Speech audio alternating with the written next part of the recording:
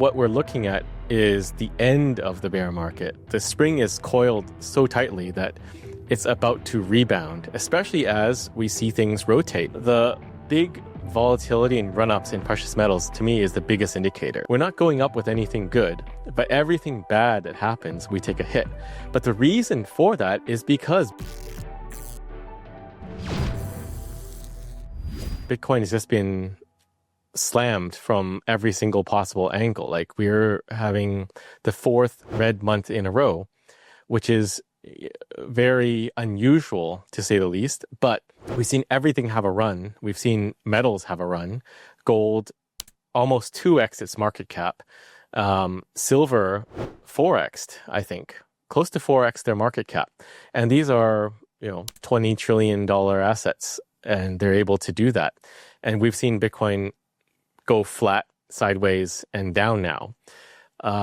AI stocks have had their run too. So everything's had a run except for Bitcoin. So I think what we're looking at is the end of the bear market. The spring is coiled so tightly that it's about to rebound, especially as we see things rotate. People taking profits from metal trades and rotating into Bitcoin because they see Bitcoin has been flat for the past year largely, and it is the next opportunity to rise up. You say that there is no reason why Bitcoin could go lower. According to the 4-year cycle, last year was the last year of the bull market, according to this model, even though it was not a very impressive bull market. Bitcoin still got a new all-time high in October. And then we saw a downtrend, and some analysts I talked to are convinced that we need to wait for the bottom to form, and likely that bottom could form around October this year. You don't think this is a good enough reason? Well, the 4-year cycle is a myth. Like, there is no reason why, if Bitcoin adoption is structurally changed, which it has, that it'll simply follow the previous cycles. Like, Bitcoin is evolving constantly. The market dynamics are evolving constantly. There's no reason why if you flip your coin 4 times, you go heads, heads, tails, heads. Like that's just irrational thinking. If you're just trying to align it, like it's got to follow this schedule, then I think that is a recipe for disaster, especially if you're betting a significant amount of your money on that cycle, because Bitcoin is fundamentally different today than it was 4 years ago. We have institutions buying, we have Bitcoin treasury companies, and opinion in the Bitcoin space is divided on treasury companies, but I see them as a net positive because they are a constant source of buy demand, and I call that the infinite bid. They exist to buy Bitcoin. And you have countries getting into it too now. So there is really little in common in this cycle and in the future with anything in the past as Bitcoin is starting to evolve. I think if you want to follow something in history, what you should be looking at is the chart of the German mark against gold, where it's kind of going like this, up and down very rapidly in a period of a year as you have a change from one system to another. But that is exactly what Bitcoin is. It's the shifting of one system, the broken fiat system, into a sound money system. And if you need any more reasoning or evidence to that extent, it's the precious metals. It is that shift to hard assets. And that in and of itself should be an indicator that this is the trend that we are following. Why do you think there is going to be a rotation from gold into Bitcoin? What does make you think that this is actually happening? Well, I think the pullback for the metals is warranted because it was overheated. But the core thesis there is that people are looking for hard assets, and they're looking for things that are not easily dilutable. But the problem is they need to relearn the fundamentals of why gold and these metallic monies failed over time, which is they can be manipulated heavily, and they are largely paper-based. Like, it's not a spot-driven market. It is mostly paper in the majority of markets. I think China being one of the exceptions where they're physically delivering. But it's still a positive development. Like, I think I'm I'm not unhappy that these metals ran. Like it took them 50 years to, get where they are today. So I think that shows that there were people with conviction and the thesis was right that you want hard assets, not fiat infinity printable paper. And eventually some of those people will rotate into what is digital gold, which is Bitcoin, because they understand that the supply of gold and silver is not capable, and you cannot know the full supply. It's not auditable. You can also see like there are technologies out there like fusion technology that will be able to create gold from lead. Silver, even though it has industrial applications, which was one of those reasons why people were valuing silver highly and saying it should keep going up.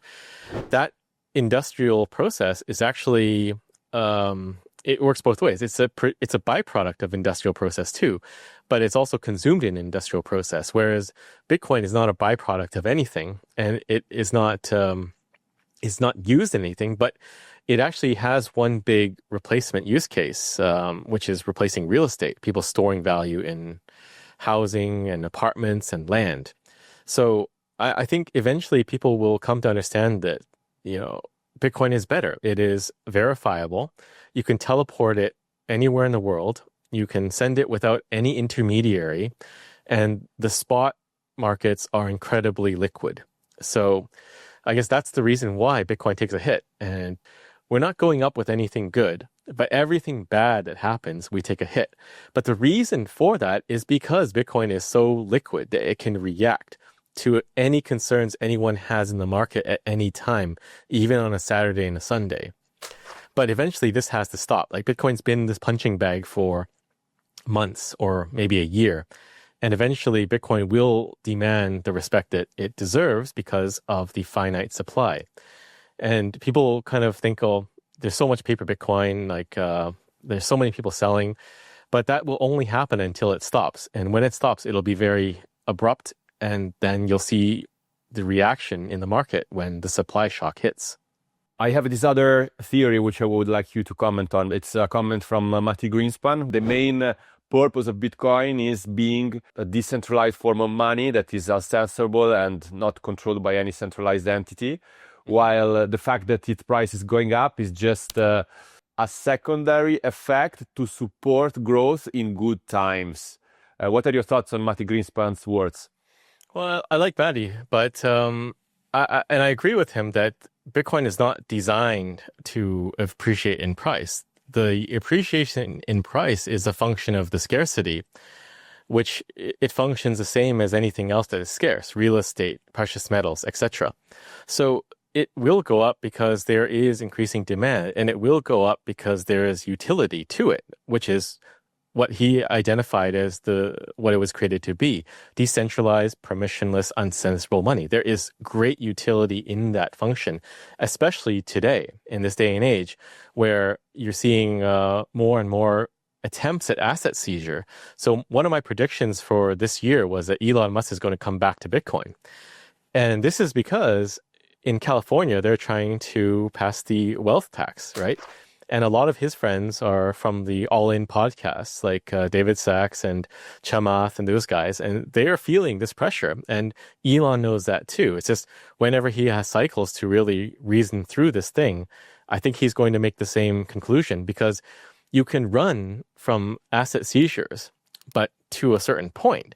Like people are moving to Texas now, but what happens in 10 years in Texas? Does it become blue? I don't know. Nobody knows these things. Or will they try to change the law to tax wealth and unrealized capital gains?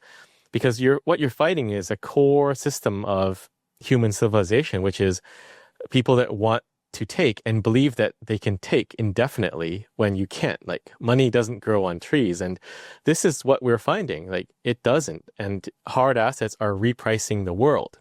And in repricing the world, this is where you see hard assets appreciate in price. There is no model out there that predicts Bitcoin goes down over time. Some of them taper, like Bitcoin 24 from Saylor, but every other model, stock to flow, power law, everything is numbered go up. And I think that is the direction it's going to go. So people just have to realize you can be bearish, you can think it'll go down, But just remember, it'll go back up after. Even as the most staunch bear, you cannot think it's going to go down and go to zero unless you're just oblivious to the world today. So I also believe that there is very little chance that Bitcoin will ever go to zero. There is a concern that that scenario could potentially happen, and it came up lately in conversations online, the quantum threat topic. Essentially, Nick Carter put out this post commenting on the fact that a famous asset manager basically removed Bitcoin from its portfolio and reallocated it to precious metals because of the concern that eventually quantum computer strong enough could break the encryption model of Bitcoin. The market feels the pressure of this potential event happening in the future, and it's pricing in the event of a quantum day coming soon. I mean, in labs today, they can replicate gold out of lead. I don't see the boomers worried about that. That is a bigger threat to gold than quantum computing is to Bitcoin. I don't know why people listen to Nick anymore. He's investing in companies that are helping crypto projects transition to post-quantum. I mean, he has motivations to say these things and instill this fear in the market. But quantum computing is not a threat. I was looking at this TikTok video the other day, like some guy put a picture of a hole in the floor of an elevator, and then the guy coming into the elevator looked down and saw the hole in the elevator, and he like panicked. That's how I view the quantum drama right now. It's like some people put this picture of a hole in the floor and people are looking at it and going, wow, it's scary. We're going to fall in that hole.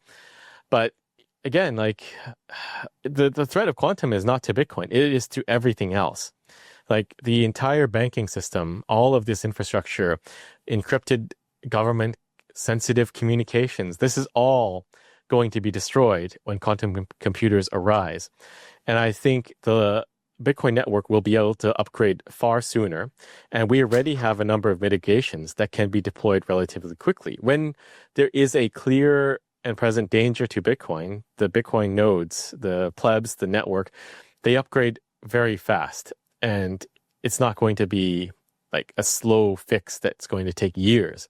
And we also have preventative measures too. Blockstream has a lot of research underway to mitigate the threat, but the threat does not exist in any form factor today that is remotely credible.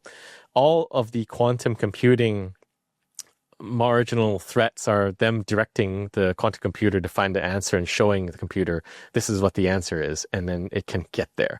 So that's the state of the quantum computing world today. And yes, it can accelerate quickly, but it's not the biggest threat to Bitcoin. The quantum computing is not the biggest threat to Bitcoin. Quantum computing is the biggest threat to everything else, because Bitcoin will be the resilient functioning network. There's a show on Netflix which was called Zero Day, and that was when a lot of banking systems were shut down because of hackers. But if you think about the quantum threat, it is not that someone's going to use a quantum computer to hack your bank account, Giovanni. They'll just shut down the whole banking system and nuke it from an external threat actor. And that will be the end of the banking system completely. So no one seems to be worried about that. So everything is directed to Bitcoin only, but I just don't see it as a rational conclusion. Counter argument is that the banking system, banks, and centralized institutions, since they are centralized, they easily make this transition to post-quantum technology, while what makes it difficult for Bitcoin is this consensus that needs to be achieved, this resistance to change that is sort of embedded in the Bitcoin infrastructure. There are a lot of voices within the Bitcoin community with different opinions on this. Don't you see this is a problem? This is true for contentious changes, but like in the past, you go back and Bitcoin had critical bugs. There is very clear consensus that a bug is a bug, a critical bug, and it'll get fixed almost immediately and rolled out. And the other point too is that we don't need to rush to fix a quantum threat, to address the quantum threat that does not exist, because that can have unintended consequences. You can change the cryptography to a different algorithm, and maybe that is not quantum safe in the end. We don't know. So rushing a fix out is actually the most dangerous thing to Bitcoin, especially when the threat does not exist. And a lot of the quantum threat is mitigatable. You just need a key path a spend key path that will be upgradable later on to spend your Bitcoin. And that key path doesn't need to have the signing mechanism defined today, but as long as that path exists, there is a way out. But the biggest danger is rushing some fix in now that actually makes Bitcoin breakable by classical computers, not quantum computers. So there's a fine line of balance between protecting the network by having a quantum resistant cryptography and adding some cryptography in there that is vulnerable today.